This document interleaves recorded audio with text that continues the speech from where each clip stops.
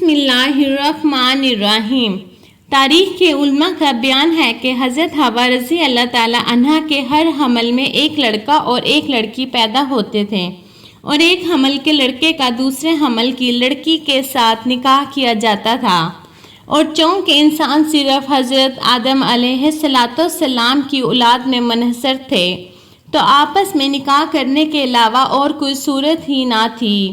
اسی دستور کے مطابق حضرت آدم علیہ السلام نے قابیل کا نکاح لیودا سے جو حابیل کے ساتھ پیدا ہوئی تھی اور حابیل کا اکلیمہ سے جو قابیل کے ساتھ پیدا ہوئی تھی کرنا چاہا۔ قابیل اس پر راضی ہوا، اور چونکہ اکلیمہ زیادہ خوبصورت تھی اس لیے اس کا طلبگار ہوا۔ حضرت آدم علیہ السلام نے فرمایا، کیونکہ وہ تیرے ساتھ پیدا ہوئی ہے لہٰذا وہ تیری بہن ہے، اس کے ساتھ تیرا نکاح حلال نہیں۔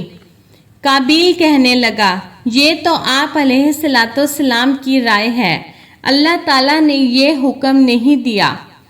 آپ علیہ السلام نے فرمایا، اگر تم یہ سمجھتے ہو تو تم دونوں قربانیاں لاؤ، جس کی قربانی مقبول ہو جائے گی وہی اکلیمہ کا حقدار ہے۔ اس زمانہ میں جو قربانی مقبول ہوتی تھی آسمان سے ایک آگ اتر کر اس کو کھا لیا کرتی تھی۔ قابیل نے ایک انبار گندم اور حابیل نے ایک بکری قربانی کے لیے پیش کی۔ آسمانی آگ نے حابیل کی قربانی کو لے لیا اور قابیل کی گندم کو چھوڑ دیا۔ اس پر قابیل کے دل میں بہت بغض و حسد پیدا ہوا، اور جب حضرت آدم علیہ السلام حج کے لیے مکہ مکرمہ تشریف لے گئے تو قابیل نے حابیل سے کہا کہ میں تجھے قتل کر دوں گا۔ حابیل نے کہا، کیوں؟ قابیل نے کہا، اس لیے کہ تیری قربانی مقبول ہوئی اور میری قبول نہ ہوئی، اور تو اکلیمہ کا مستحق ٹھہرا ہے، اس میں میری ذلت ہے۔ حابیل نے جواب دیا کہ اللہ تعالیٰ صرف ڈرنے والوں کی قربانی قبول فرماتا ہے۔ قابیل کے اس مقولہ کا یہ مطلب ہے کہ قربانی کو قبول کرنا اللہ عز و جل کا کام ہے، وہ متقی لوگوں کی قربانی قبول فرماتا ہے۔ تو متقی ہوتا تو تیری قربانی قبول ہوتی، یہ خود تیرے افعال کا نتیجہ ہے، اس میں میرا کیا قصور ہے؟ اگر تو مجھے قتل کرنے کے لیے میری طرف اپنا ہاتھ بڑھائے گا تو میں تجھے قتل کرنے کے لیے اپنا ہاتھ تیری طرف نہیں بڑھاؤں گا، کیونکہ میں نہیں چاہتا کہ میری طرف سے ابتدا ہو، حالانکہ میں تجھ سے قوا توانا ہوں۔ یہ صرف اس لیے کہ میں اللہ عز و جل سے ڈرتا ہوں، اور میں یہ چاہتا ہوں کہ میرا یعنی میرے قتل کا گناہ اور تیرا گناہ یعنی جو اس سے پہلے تو نے کیا کہ والد کی نافرمانی کی، حسد کیا اور خدائی فیصلہ کو نہ مانا، یہ دونوں قسم کے گناہ تیرے اوپر ہی پڑ جائیں تو دوزخی ہو جائے۔ قابیل تمام گفتگو کے بعد بھی حابیل کو قتل کرنے کے ارادے پر ڈٹا رہا، اور اس کے نفس نے اسے اس ارادے پر راضی کر لیا۔ چنانچہ قابیل نے حابیل کو کسی طریقے سے قتل کر دیا، لیکن پھر حیران ہوا کہ اس لاش کو کیا کرے، کیونکہ اس وقت تک کوئی انسان مرا ہی نہ تھا۔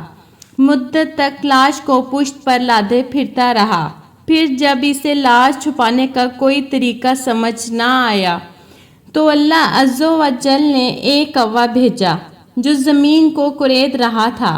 چنانچہ ہوا کہ دو کوے آپس میں لڑے، ان میں سے ایک نے دوسرے کو مار ڈالا، پھر اس زندہ کوے نے اپنی چونچ اور پنجوں سے زمین کورید کر گڑھا کھودا، اس میں مرے ہوئے کوے کو ڈال کر مٹی سے دبا دیا۔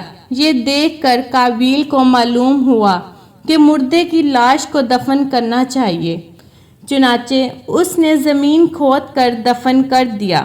دوستو، حابیل اور قابیل کے واقعے کے متعلق قرآن پاک کی سورہ میں ایک آیت کا ترجمہ ہے، تو اس کے نفس نے اسے اپنے بھائی کے قتل پر راضی کر لیا تو اس نے اسے قتل کر دیا، پھر وہ نقصان اٹھانے والوں میں سے ہو گیا۔ پھر اللہ تعالیٰ نے ایک کوا بھیجا جو زمین کورید رہا تھا تاکہ وہ اسے دکھا دے کہ وہ اپنے بھائی کی لاش کیسے چھپائے۔ کوے کا واقعہ دیکھ کر قاتل نے کہا، ہائے افسوس، میں اس کوے جیسا بھی نہ ہو سکا کہ میں اپنے بھائی کی لاش کو چھپا لیتا، تو وہ پچھتانے والوں میں سے ہو گیا۔ دوستو، حابیل اور قابیل کے واقعے سے ہمیں ویسے تو بہت سبق حاصل ہوتے ہیں، لیکن یہ کہ انسان نے جو سب سے پہلے جرائم کیے، ان میں ایک قتل تھا، دوسرا حسد۔ حسد بہت بری چیز ہے۔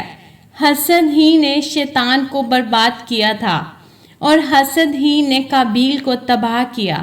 بس 3 لفظ دوستو، حسد، قتل، حسن پرستی۔